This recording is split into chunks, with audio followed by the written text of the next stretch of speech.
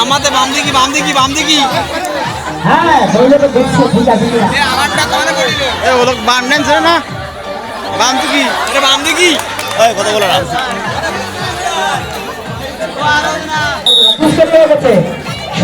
নাম দিয়ে কাজে দেখি